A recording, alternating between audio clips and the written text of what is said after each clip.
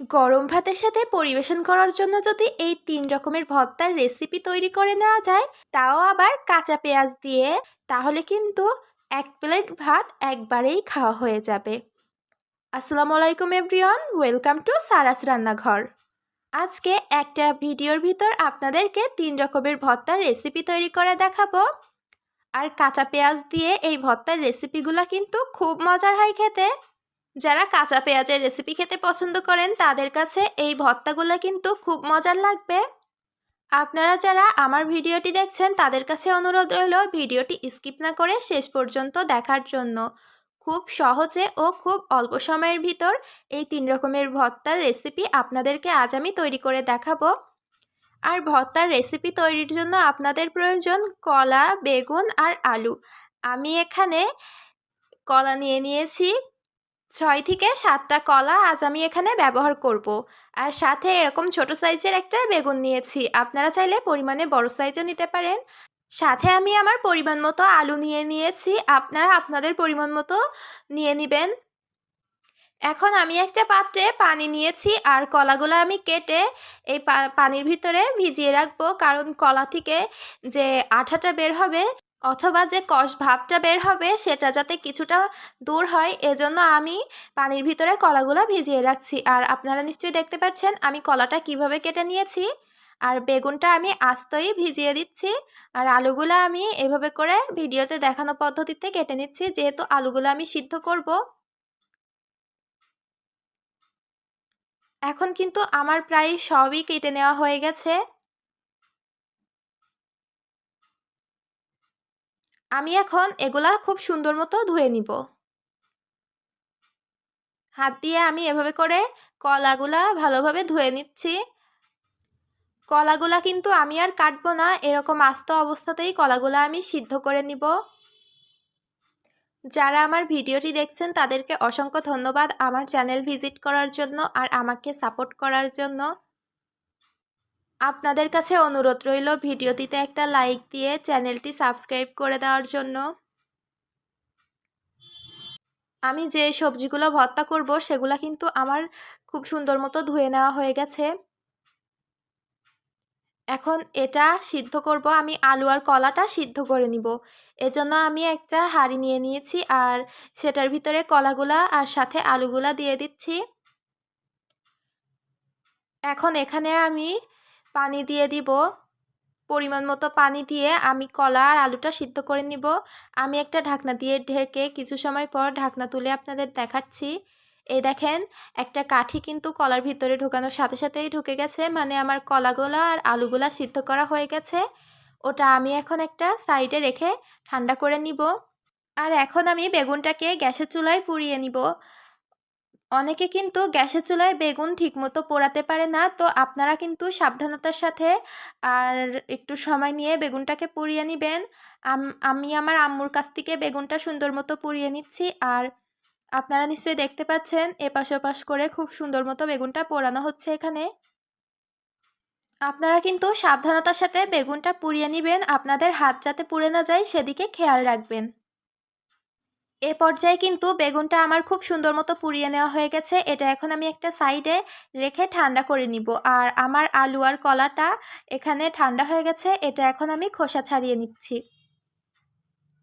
দেখেন, কলাটা কিন্তু সুন্দর মতো সিদ্ধ করা হয়ে গেছে, তাই খোসাটা একটানেই উঠে যাচ্ছে।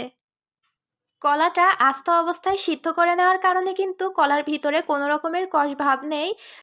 পানিতে সিদ্ধ করার সময় কলার যে কষ ভাবটা ছিল সেটা কিন্তু পানিতেই বেরিয়ে গেছে। আর এদিকে আমার আলুটাও দেখেন কত সুন্দর মতো সিদ্ধ করা হয়ে গেছে। সব কয়টা আলু আমি এভাবে খোসা ছাড়িয়ে নিচ্ছি। আর এখন আমার আলু আর কলার খোসাটা ছাড়ানো হয়ে গেছে। আলুগুলা আমি একটা সাইডে রেখে দিব। আর এখন কলাগুলা হাতের সাহায্যে আমি এভাবে ভর্তা করে নিচ্ছি। আপনারা চাইলে যে কোনো পদ্ধতিতে এই কলাটা ম্যাশ করে নিতে পারেন। কলাটা খুব সফট ছিল আর খুব সুন্দর মতো হাতের সাহায্যেই ম্যাশ করে নেওয়া যাচ্ছিল, তাই আমি হাত দিয়েই এভাবে কলাগুলা ম্যাশ করে নিয়েছি। এখন এখানে আমি নিয়ে নিচ্ছি কাঁচা পেঁয়াজ। কাঁচা পেঁয়াজের ভর্তা কিন্তু গরম ভাতের সাথে খুব ভালো লাগে। এখানে আমি আমার পরিমাণ মতো কাঁচা পেঁয়াজ নিয়েছি, দিয়ে দিচ্ছি স্বাদ মতো লবণ। আর এই দেখেন আমার বাসায় তৈরি ঝালের গুঁড়া। লাল মরিচ একবারেই ভেজে গুঁড়া করে আমি একটা কৌটার ভিতরে রেখে দিয়েছি, যাতে বারবার আমাকে আর এই লাল মরিচটা ভেজে নিতে না হয়। আর দেখেন, এই লাল মরিচটা ভেজে যদি আপনারা রেখে দেন তাহলে কিন্তু খুব সহজেই আর অল্প সময়ের ভিতরে আপনারা ভর্তাটাও তৈরি করে নিতে পারবেন একদম ইনস্ট্যান্টভাবে। তো আমি এখানে সামান্য তেল দিয়ে পেঁয়াজের সাথে ঝাল আর লবণটাকে খুব সুন্দর মতো মেখে নিয়েছি। পেঁয়াজটা একটু নরম হয়ে আসলে আমি কলার সাথে এই সব উপকরণগুলো একসাথে মেখে নিচ্ছি। খুব সুন্দর মতো হাতের সাহায্যে এই উপকরণগুলোকে কিন্তু মেখে নিতে হবে। যে কোনো প্রকার ভর্তাই কিন্তু হাতের সাহায্যে মেখে নিলে খেতে খুব মজার হয়। এখন কিন্তু আমার এই কলা ভর্তাটা তৈরি হয়ে গেছে। এই দেখেন, ভিডিও স্ক্রিন দেখে নিশ্চয়ই বুঝতে পারছেন।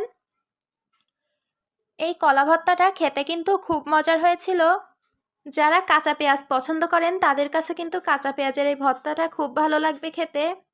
তো এই ভর্তাটা আমি একটা সাইডে রেখে দিচ্ছি। আর এখন নিয়ে নিচ্ছি বেগুন। বেগুনটা আমার সুন্দর মতো পোড়ানো হয়ে গিয়েছিল।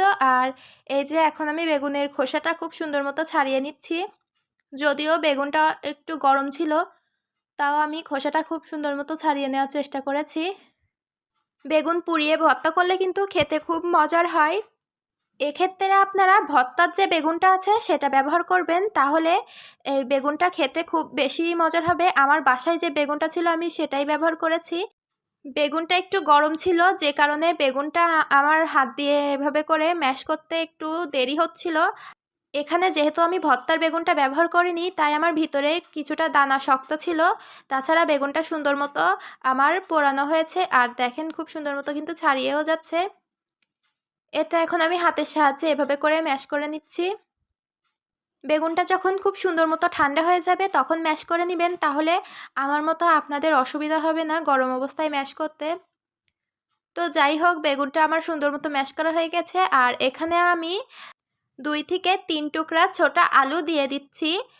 এভাবে করে যদি বেগুন ভর্তা করে নেওয়া যায় আলু দিয়ে, তাহলে কিন্তু বেগুন ভর্তাটা খেতে আরও খুব বেশি মজার হয়।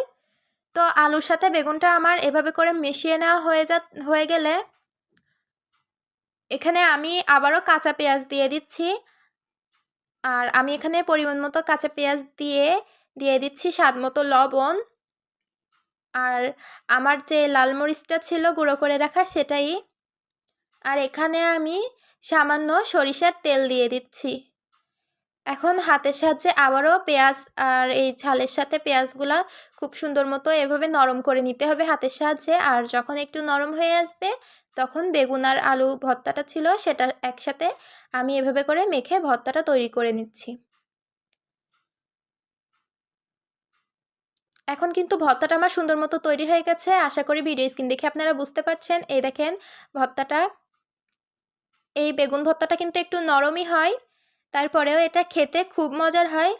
আশা করি ভিডিও স্ক্রিন দেখে বুঝতে পারছেন কতটা লোভনীয় হয়েছে। এটা আমি এখন একটা পাত্রে তুলে রেখে একটা সাইডে এটা রেখে দিব। আর বাকি যে বেগুনটা ছিল সেটাও আমি তুলে রেখেছি। আর একই পাত্রে আমি আবার আলু নিয়ে নিচ্ছি। আর আলুটা আমি সুন্দর মতো হাতের সাহায্যে ম্যাশ করে নিচ্ছি। আপনারা হয়তো ভাবতে পারেন আমি এখানে যে বাড়িতে তৈরি শুকনো মরিচের গুঁড়াটা ব্যবহার করছি সেটা হয়তো বা বেশ কিছুদিন তৈরি করার ফলে এটার স্বাদ সেইভাবে থাকবে না, কিন্তু বিষয়টা সেরকম না। এখানে আমি ইনস্ট্যান্টভাবে শুকনো মরিচের গুঁড়াটা তৈরি করে রেখেছি। এই শুকনো মরিচের গুঁড়াটা আপনারা যে কোনো সময় যে কোনো খাবারের ভিতরে দিতে পারবেন, কোনো সমস্যা নেই। আর এটা খেতেও খুব ভালো লাগবে। তো যাই হোক, আমি একইভাবে আলুটাও ভর্তা করে নিচ্ছি কাঁচা পেঁয়াজ দিয়ে। কাঁচা পেঁয়াজের ভর্তাটা কিন্তু অনেক সময় ধরে রেখে দেওয়া যায় না। এটা তৈরি করার পর গরম ভাতের সাথে পরিবেশন করাই ভালো। আর বেশি সময় রেখে দিলে কিন্তু ভর্তাটা নষ্ট হয়ে যাওয়ার সম্ভাবনা থাকে। তো যারা কাঁচা পেঁয়াজ পছন্দ করেন এটা কিন্তু তাদের জন্য একটা স্পেশাল ভর্তার রেসিপি। কাঁচা পেঁয়াজের এই ভর্তাটা খেতে কিন্তু খুব মজার হয়। যদিও এটা বেশি সময় রেখে দেওয়া যায় না, তারপরেও একবার আপনারা তৈরি করে খাবেন, আপনাদের কাছেও এটা খুব ভালো লাগবে। তো আপনারা দেখেন, আমার এখন কিন্তু কাঁচা পেঁয়াজ দিয়ে এই 3 রকমের ভর্তা তৈরি করে নেওয়া হয়ে গেছে। কলা ভর্তা, বেগুন ভর্তা আর আলু ভর্তা। এই 3 রকমের ভর্তা কিন্তু খেতে খুবই মজার হয়। তো তো কাঁচা পেঁয়াজ দিয়ে 3 রকমের এই ভর্তাটা আপনাদের কাছে কেমন লেগেছে সেটা অবশ্যই আমাকে কমেন্ট করে জানাবেন। আর ভিডিওটি ভালো লাগলে ভিডিওটি শেয়ার করে অন্যদের দেখার সুযোগ করে দিবেন। আমার চ্যানেলটি সাবস্ক্রাইব করে আমার পাশে থাকবেন আরও নতুন ভিডিও পাওয়ার জন্য। দেখা হবে পরবর্তী ভিডিওতে। আল্লাহ হাফেজ।